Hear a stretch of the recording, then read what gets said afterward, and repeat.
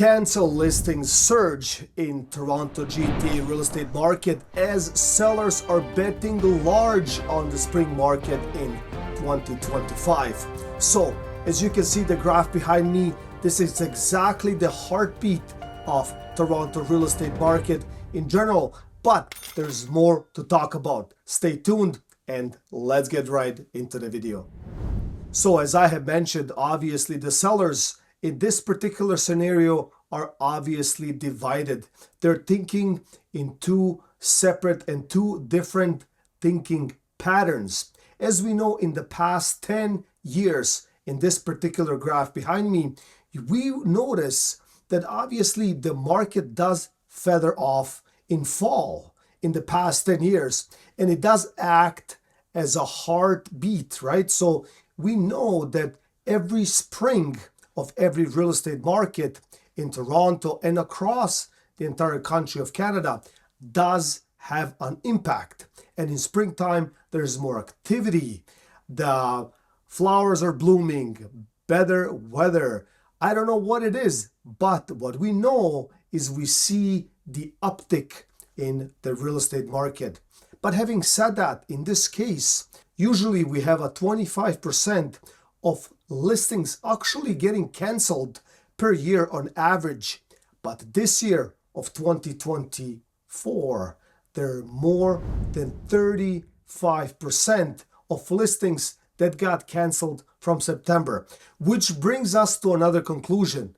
What is actually happening? So the only way to figure this out is to actually ask the actual sellers. So I went out and I asked the sellers, and I was actually curious and I wanted to know what they were actually thinking. Also, I did ask them to be on camera so we can actually have those questions asked to them directly, but they were camera shy and they didn't want it to get exposed on these platforms. But having said that, what is most important here, I found out what they were thinking.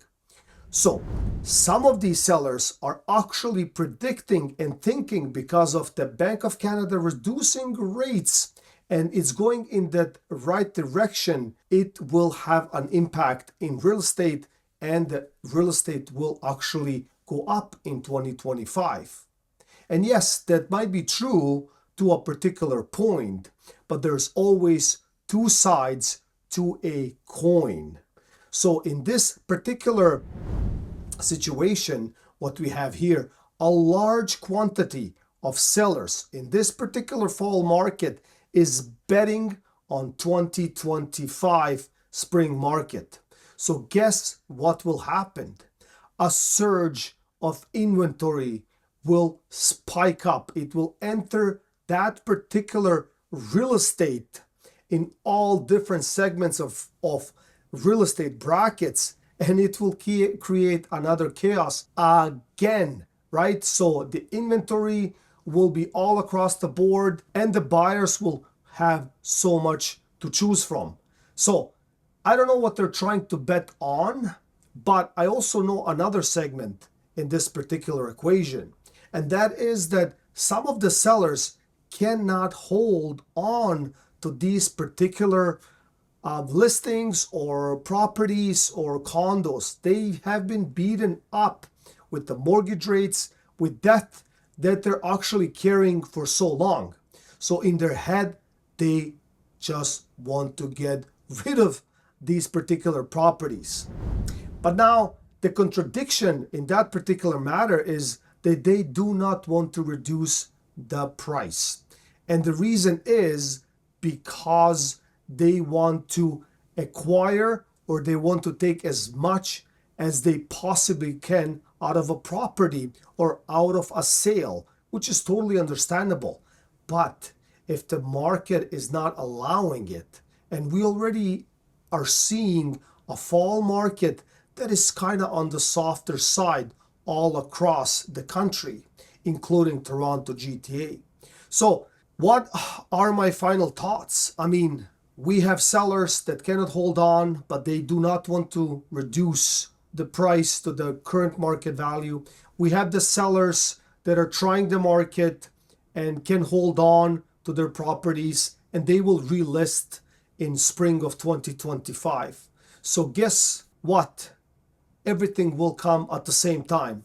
The sellers that wanted to actually list their property in spring 2025, the people or the sellers that were not successful in obtaining a solid offer in 2024, they will relist in 2025.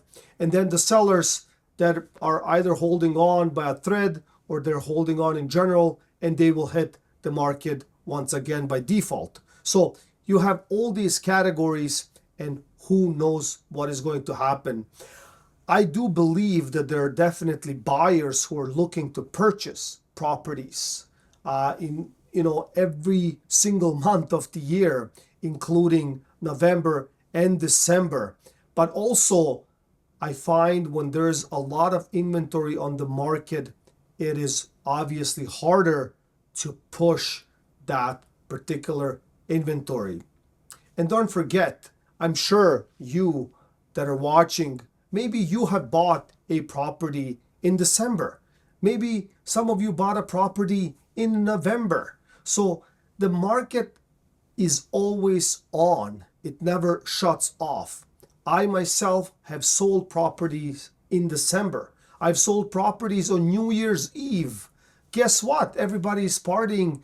And yes, we sold even on New Year's Eve. So if you have an experience like that, please comment below. And please comment below, what do you think what the market in springtime of 2025 will bring us? I hope you got something out of this content and you got some valuable information. Please, if you like this kind of content, there are other videos on my channel. You can click and continue watching, and I will see you in the next one.